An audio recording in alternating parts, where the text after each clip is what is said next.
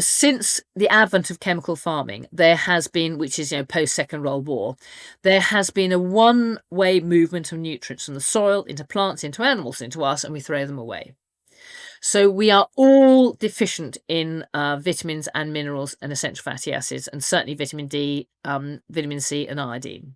So there's a basic package of supplements that I like everybody to take. A good multivitamin that's got all a range of B vitamins, a good multi-mineral, which has got a range of, magnesium, zinc, copper, selenium, chromium, blah, blah, blah, and that will do it for most. But some people with insulin resistance need, a window of time, maybe 3 months of much higher doses of, in order to correct a deficiency. The commonest one is vitamin B1, thiamine. Anybody who drinks any amount of alcohol will be thiamine deficient. And I think we can infer from that, if you've got an upper fermenting gut, the commonest thing that you're going to ferment to is alcohol, which the liver has to deal with, and that will induce a thiamine deficiency. And there's a lovely paper by, I think it's Stuart Lindsay, called in the Orthomolecular Medicine, Journal of Orthomolecular Medicine. He completely reverses type 2 diabetes simply by taking benfotiamine 1 gram daily. And he probably and that improves his type 1 diabetes, type 2 diabetes. And in parallel with that, a very common problem with, or a common complication of type 2 diabetes is numbness. You knock off your little nerves and you get numb maybe numb feet and numb hands. Benfotiamine, thiamine is often very good at reversing that. So if anybody's got established diabetes and they're starting to get neuropathy, then benfotiamine 1 gram a day would be a very good way to help reverse that. We all know that chromium is essential for insulin sensitivity. And that's a very cheap and easy supplement to take, maybe 500 micrograms a day would be a good start. L-carnitine, again, acetyl L-carnitine, but of course that's abundant in meat. If you're eating meat and you've got a non-fermenting upper gut, then your carnitine levels should be absolutely fine. But that would be a particular problem for anybody who is vegetarian. As you know, I worked very closely with a wonderful biochemist, Dr. John McLaren Howard, looking at mitochondrial function in people with fatigue syndromes. And in parallel with that, we're also measuring carnitine levels routinely in people with fatigues. And I did 1,036 of these mitochondrial function tests where we were measuring carnitine. And when I went back through the results, the two interesting things stood out. The first was a third of those people on whom we did tests were vegetarian or vegan. That's much higher than the background population. And the vegetarians and the vegans were almost invariably deficient in acetyl L-carnitine. And so they are going to be much more at risk of insulin resistance than people eating a meat diet. Because if you're eating a meat diet, guess what meat's comprised of? It's comprised of mitochondria. And, mitochondria in animals are going to be full of coenzyme Q10, magnesium, acetyl L-carnitine, vitamin B3, all the things that our mitochondria need. It's not difficult to work that out, is it? So vegetarians will necessarily be deficient relative to carnivores in those essential micronutrients. And we know that mitochondria are also implicated in insulin resistance and diabetes. Sticking with this plant-based vegan vegetarian theme, in your mind, is there a way to be on that diet long-term and still be healthy with certain supplements or certain protocols? I don't know. But you'd have to work very hard at it. It's difficult to be low carb if you're vegetarian and vegan. Fiber, again, much is spoken about the benefits of fiber, but I'm less than convinced. And there have been some fascinating studies looking at the microbiome of carnivores, and it is just as healthy, if not more so, than people on an omnivorous or vegetarian diet. Now, I have to say I worried about fibre and the microbiome because, we were all brought up on Burkitt and his ideas from Africa. And, my explanation was that, because we don't know much about the microbiome, but what we do know is the more diverse it is, the healthier you are. And so it seems logical that if you're eating a diverse diet, then you'll get a diverse microbiome. But I was fascinated by a comment by Nick Lane, Professor Nick Lane, who's written many books on mitochondrial function, where he points out that meat fiber is the preferred prebiotic for the most abundant microbes in the gut, Bacteroides and Firmicutes. And he points out that bacteria are usually predicated on a particular nutrient, like, say, meat fiber, which will be collagen and the rest. And then they will produce a waste product that other bacteria will then ferment, maybe sulfate. And it's a little bit like that rhyme, big fleas have little fleas on their backs to bite them. Little fleas have lesser fleas, and so ad infinitum. So the point here is, if you've got a good supply of meat fiber at the top end of the bacterial food chain, that then goes down through many levels of bacteria who all consume the waste products of others, and that explains the microbial diversity in the microbiome. And the next problem that I worried about was constipation, people on a carnivore diet. And as the carnivores point out, if you're constipated, then eating more fiber is like adding more cars to a traffic jam. It doesn't necessarily work. So that made me really think about constipation. And I think constipation is a friction issue. I think constipation occurs when there is friction between the gut contents and the lining of the gut wall. And what is essential throughout the body, not just the lining of the gut, to reduce the friction within the system is exclusion zone water. And this is the work of Gerald Pollack.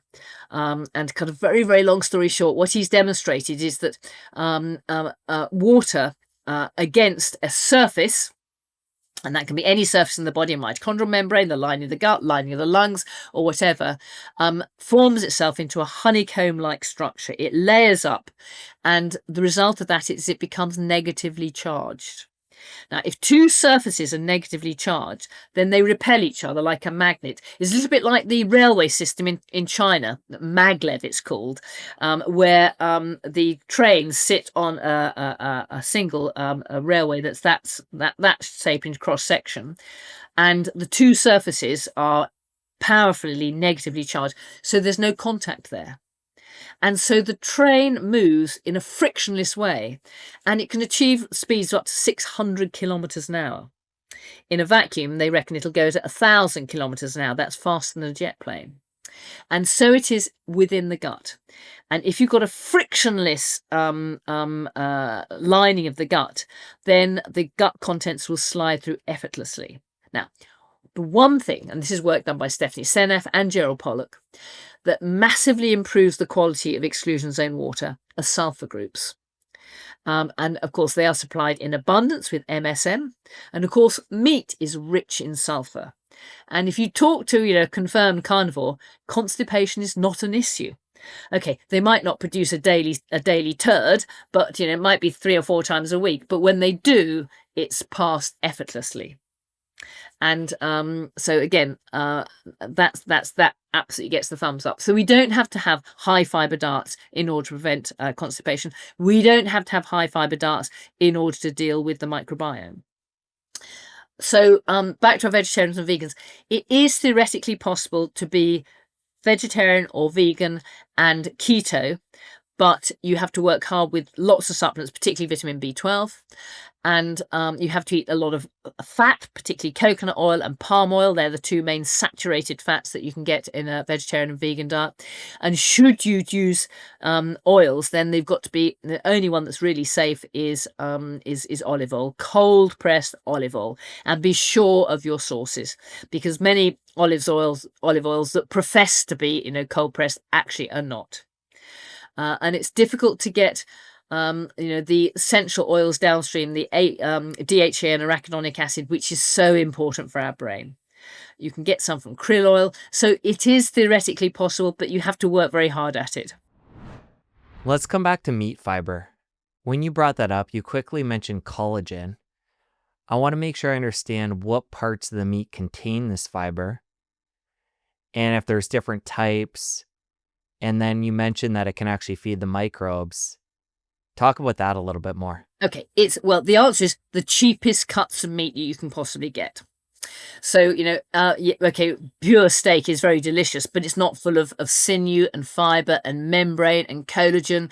And, when you eat your chicken, you should gnaw off the collagen bits on the end of the bones. And then when you've eaten your bit, your joint, put all the bones into a stock pot and boil it and boil it and boil it and take the meat broth from that.